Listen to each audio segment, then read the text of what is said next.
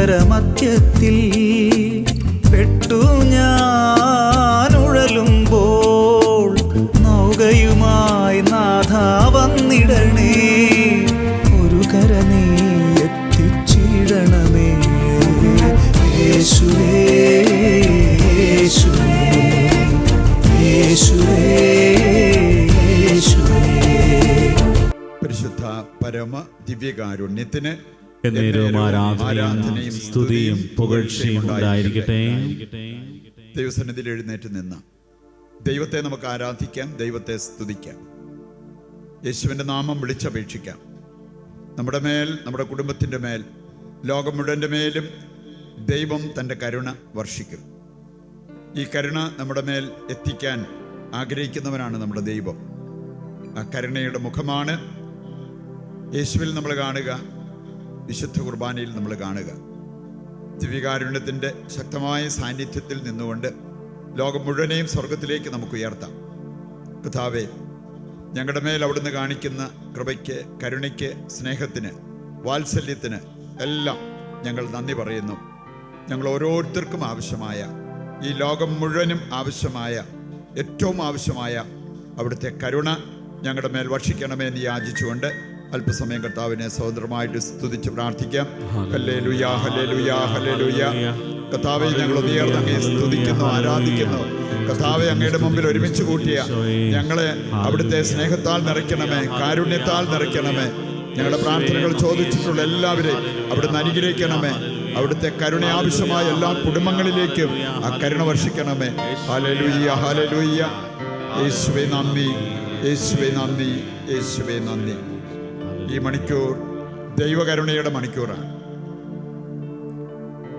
May മാസം അവസാനത്തെ ദിവസം നമ്മൾ ഒരുമിച്ച് കൂടി പ്രാർത്ഥിക്കുന്നു. പരിശുദ്ധ അമ്മയുടെ മാധ്യസ്ഥം പ്രത്യേകം നമ്മൾ തേടുന്നു. ദൈവത്തിൻ്റെ കരുണ നമ്മിലേക്ക് എത്തിക്കുന്ന വലിയൊരു ഉപകരണമാണ് പരിശുദ്ധ അമ്മയുടെ മാധ്യസ്ഥം. അബോധ്യത്തോടെ നമുക്ക് പ്രാർത്ഥിക്കാം. ഈശോയുടെ തിരുഹൃദയത്തിൽ നിന്ന് ഞങ്ങൾക്ക് കാരുണ്യ സ്രോതസ്സായി ഒഴുകിയിറങ്ങിയ തിരുരക്തമേ, തിരുജലമേ, ഞങ്ങളങ്ങിൽ ശരണപ്പെടുന്നു. ഈശോയുടെ തിരുഹൃദയത്തിൽ നിന്ന് ഞങ്ങൾക്ക് കാരുണ്യ സ്രോതസ്സായി ഒഴുകിയിറങ്ങിയ തിരുരക്തമേ, തിരുജലമേ, ഞങ്ങളങ്ങിൽ ശരണപ്പെടുന്നു. ഈശോയുടെ തിരുഹൃദയത്തിൽ നിന്ന് ഞങ്ങൾക്ക് കാരുണ്യ സ്രോതസ്സായി ഒഴുകിയിറങ്ങിയ തിരുരക്തമേ, തിരുജലമേ, ഞങ്ങളങ്ങിൽ ശരണപ്പെടുന്നു. സംസ്ഥാനങ്ങളിൽ ഇരുന്നു കൊണ്ട് അല്പസമയം ദൈവത്തിൻ്റെ വചന വെളിച്ചത്തിൽ നമുക്ക് ദൈവ കരുണയെ ധ്യാനിക്കാം. ഈ കരുണയ്ക്ക് വേണ്ടിയുള്ള പ്രാർത്ഥനയ്ക്കായിട്ട് നമുക്ക് ഒരുങ്ങുകയും ചെയ്യാം. പ്രിയപ്പെട്ടവരെ, കർത്താവിൻ്റെ കരുണ നമ്മിലേക്ക് എത്താൻ നമുക്ക് ചെയ്യാവുന്ന 2-3 പ്രധാനപ്പെട്ട കാര്യങ്ങൾ നമ്മളിപ്പോൾ വചന വെളിച്ചത്തിൽ ധ്യാനിക്കാം. അതിലേറ്റവും പ്രധാനപ്പെട്ട ഒരു കാര്യം ദൈവത്തിൻ്റെ കരുണയിൽ വിശ്വാസമർപ്പിച്ച് ആശ്രയിക്കുക എന്നുള്ളതാണ്. ദൈവം കരുണ കാണിക്കുന്ന ദൈവമാണ്, കരുണയുള്ള ദൈവമാണ് എന്നുള്ള ആ ഒരു വിശ്വാസം. വിശുദ്ധ ഫൗസ്റ്റീന നമ്മെ പഠിപ്പിച്ചിട്ടുള്ള ഒരു കാര്യമാണ്. കർത്താവിൻ്റെ കരുണ കടൽ പോലെ വിശാലമായി കിടക്കുന്ന ഈ കടലിൽ നിന്നും ഈ കരുണ നമ്മൾ കോരിയെടുക്കണം. കോരിയെടുക്കാൻ നമുക്ക് ഒരു ബക്കറ്റോ ഒരു കുടമോ അങ്ങനെ എന്തെങ്കിലും വേണം. ഇനി കരുണ കോരിയെടുക്കാനുള്ള കുടമായിട്ട് എടുത്തു കാണിച്ചിരിക്കുന്നതാണ് ദൈവത്തിലുള്ള നമ്മുടെ ആശ്രയത്വം. Trust in the Lord. ദൈവത്തിൽ നമ്മൾ ആശ്രയിച്ചു കഴിഞ്ഞാൽ ദൈവകരുണയ്ക്ക് നമ്മൾ യോഗ്യരാകും. നമുക്കറിയാം, ദൈവാശ്രയത്വമുള്ള വ്യക്തികളുടെ ജീവിതത്തിൽ ഉണ്ടാകുന്ന നേട്ടങ്ങൾ വളരെ വലുതാണ്. സങ്കീർത്തനം 112 7-ാമത്തെ വചനമെടുത്താൽ അവിടെ പറഞ്ഞിട്ടുണ്ട്, ദുർവാർത്ത കേട്ടാൽ പോലും ഞാൻ കുലുങ്ങത്തില്ല, കാരണം ഞാൻ ദൈവത്തിൽ ആശ്രയിക്കുന്ന വ്യക്തിയാണ്. പറയുന്നുണ്ട്, ദൈവാശ്രയത്വമുള്ള വ്യക്തിക്ക് അടിസ്ഥാനമുണ്ട്. അവരുടെ ജീവിതത്തിൽ എന്തെല്ലാം പ്രശ്നങ്ങൾ അവർ നേരിട്ടാലും അതിനെല്ലാം അഭിമുഖീകരിച്ച് മുമ്പോട്ട് പോകാൻ അവർക്ക് സാധിക്കും. ആദിമ ക്രൈസ്തവ സമൂഹം ഒരു പ്രാർത്ഥന നടത്തി. അപ്പസ്തോല പ്രവർത്തനം 4:23 മുതൽ വായിക്കുമ്പോൾ നമുക്ക് കാണാൻ പറ്റും. അവിടെ അവർ സൂചിപ്പിച്ചൊരു കാര്യം, കർത്താവേ ഞങ്ങളുടെ സഹനം കുറയ്ക്കണമേ എന്നല്ല, കർത്താവേ ഞങ്ങളുടെ ജീവിത സുഖം വർദ്ധിപ്പിക്കണമേ എന്നല്ല അവർ പ്രാർത്ഥിച്ചത്. കർത്താവേ ഞങ്ങളുടെ വിശ്വാസം വർദ്ധിപ്പിക്കണമേ. കാരണം അവർക്കറിയായിരുന്നു മുമ്പോട്ട് പോകും തോറും ഒരുപക്ഷെ സഹനം കൂടി വരാം.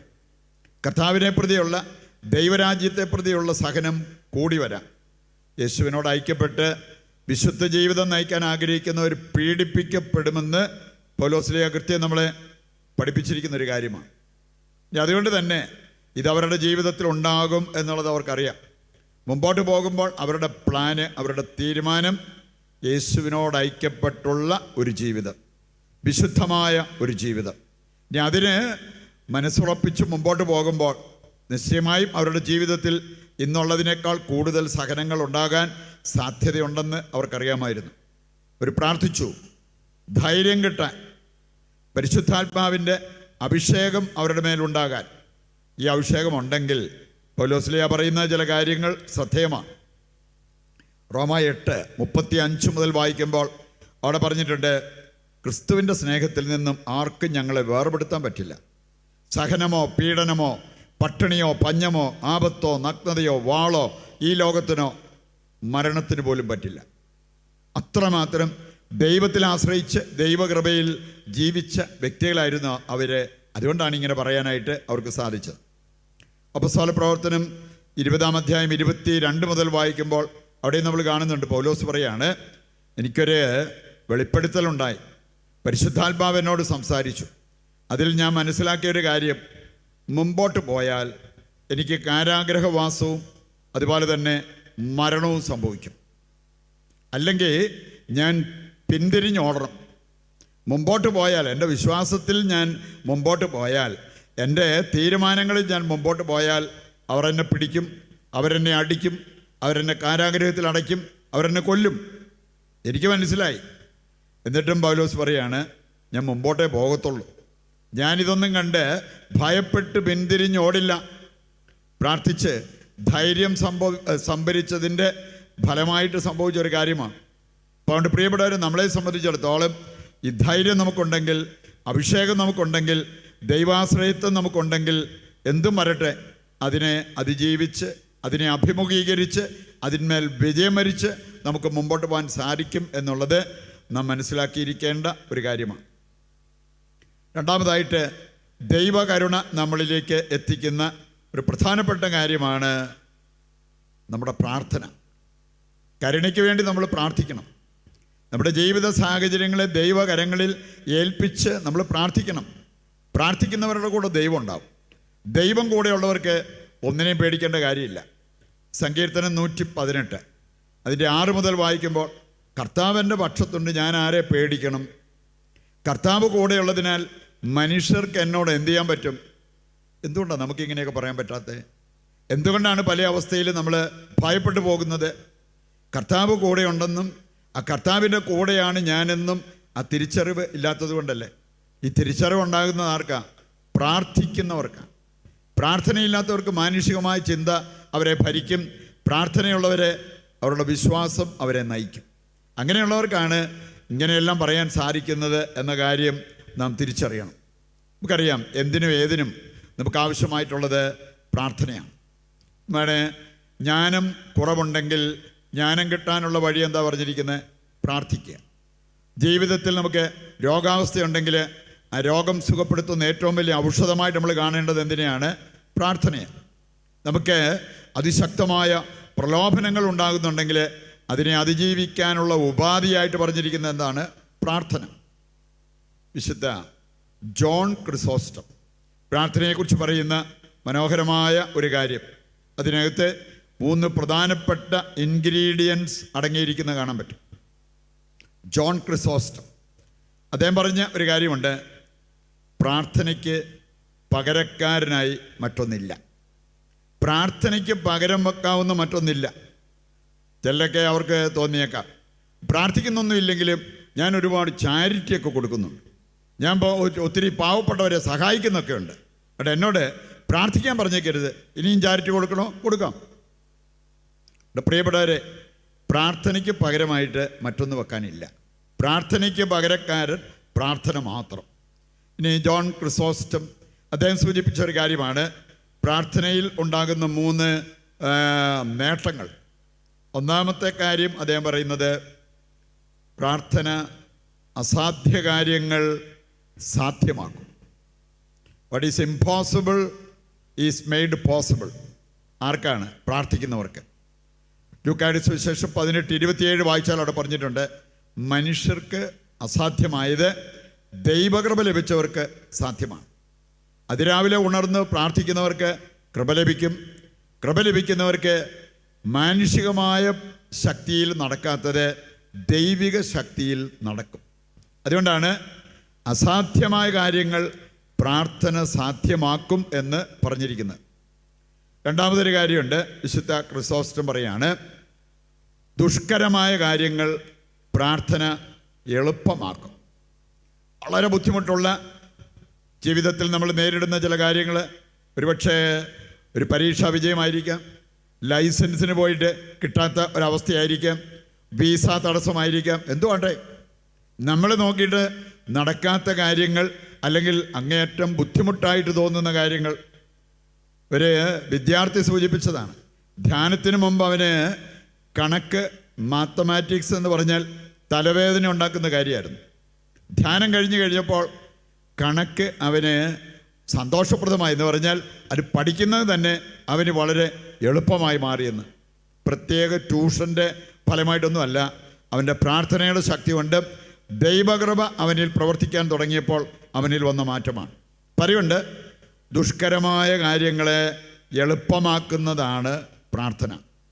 മൂന്നാമതൊരു കാര്യം കൂടി വിശുദ്ധ ജോൺ ക്രിസോസ്റ്റം പറയുന്നുണ്ട്.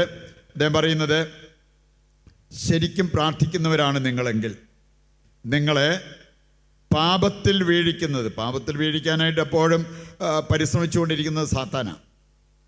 നമുക്ക് പ്രാർത്ഥനയില്ല എങ്കിൽ പെട്ടെന്ന് നമ്മൾ അവൻ്റെ പ്രലോഭനത്തിലാകപ്പെട്ട് പാപത്തിൽ വീഴും. ജോൺ ക്രിസോസ്റ്റം പറയാണ്, നന്നായിട്ട് പ്രാർത്ഥിക്കുന്ന വ്യക്തിയാണ് നീയെങ്കിൽ നിന്നെ പാപത്തിൽ വീഴിക്കുന്നത് അസാധ്യമാണ്. ഒന്ന് നമ്മൾ കണ്ടു, അസാധ്യമായവ പ്രാർത്ഥനക്കാർക്ക് സാധ്യമാകും. ഇവിടെ പറഞ്ഞിരിക്കുകയാണ്, പ്രാർത്ഥനയുള്ള വ്യക്തിയെ പാപത്തിൽ വീഴിക്കുന്നത് അസാധ്യമാണ്. ഇത്രയേറെ നേട്ടങ്ങളാണ് പ്രാർത്ഥിക്കുമ്പോൾ നമ്മുടെ ജീവിതത്തിൽ ഉണ്ടാകുന്നത് എങ്കിൽ ദൈവകരുണ, ആ കരുണയുടെ സമൃദ്ധി നമുക്ക് ലഭിക്കാൻ ഏറ്റവും നല്ല ഒരു കാര്യമാണ് നമ്മൾ നന്നായിട്ട് പ്രാർത്ഥിക്കുക എന്നുള്ളത്.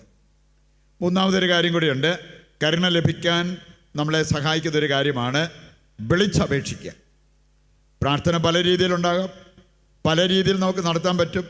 ഇനി വളരെ വിശിഷ്ടമായ ഒരു രീതിയായിട്ട് എടുത്തു കാണിച്ചിരിക്കുന്നതാണ് ദൈവത്തോട് വിളിച്ചപേക്ഷിക്കുന്നത്. നമുക്കാണെങ്കിൽ സാധിക്കുക, ഏതാനും വചനങ്ങൾ എടുക്കുമ്പോൾ ഈ കാര്യം കർത്താവ് കൃത്യമായിട്ട് നമ്മളെ പഠിപ്പിക്കുന്ന കാര്യങ്ങളാണ്.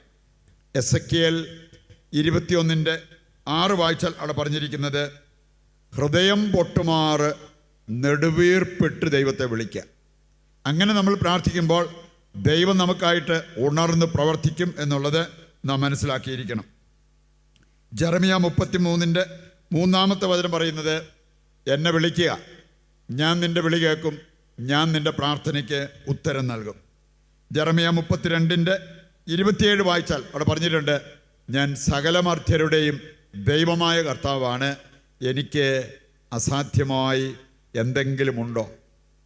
യെശയ്യായുടെ പുസ്തകം 65:24 വായിച്ചാൽ അവിടെ പറഞ്ഞിട്ടുണ്ട്, നീ പ്രാർത്ഥിച്ച് തീരും മുമ്പ് നിൻ്റെ പ്രാർത്ഥനയ്ക്ക് ഞാൻ ഉത്തരം തരും, നിലവിളി ദൈവം കേട്ട് സ്വർഗത്തിൽ നിന്ന് അതിനുത്തരം തന്നിരിക്കും. പ്രിയപ്പെട്ടവരെ, ഈ കാര്യങ്ങൾ ഹൃദയത്തിലേക്ക് ഏറ്റെടുത്തുകൊണ്ട് ഈ മാർഗങ്ങളിലൂടെ ദൈവകരുണ പ്രാപിക്കുവാൻ നമുക്ക് പ്രത്യേകം പരിശ്രമിക്കാം.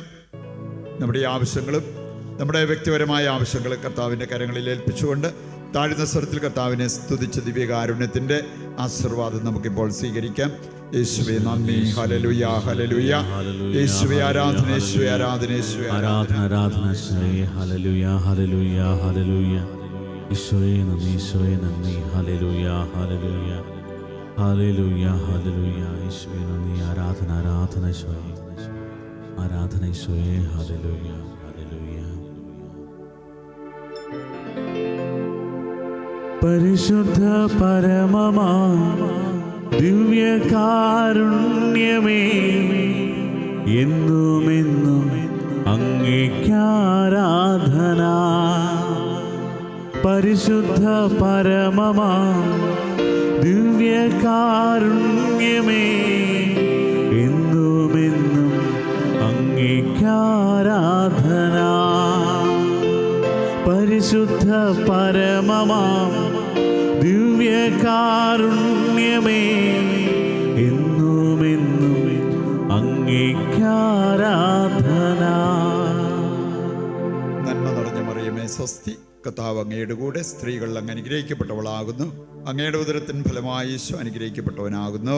പരിശുദ്ധ മറിയമേ തമ്പുരാന്റെ അമ്മേ, പാപികളായ ഞങ്ങൾക്ക് വേണ്ടി ഇപ്പോഴും ഞങ്ങളുടെ മരണസമയത്തും തമ്പുരാനോട് അപേക്ഷിച്ചു കൊള്ളണമേ. ഞങ്ങളുടെ സഹായമായ പരിശുദ്ധ മറിയമേ, ഞങ്ങൾക്ക് വേണ്ടി അപേക്ഷിക്കണമേ. വിശുദ്ധ ഫൗസ്റ്റീനായേ, ഞങ്ങൾക്ക് വേണ്ടി അപേക്ഷിക്കണമേ. ശംശയ്ക്ക് സ്തുതിയായിരിക്കട്ടെ.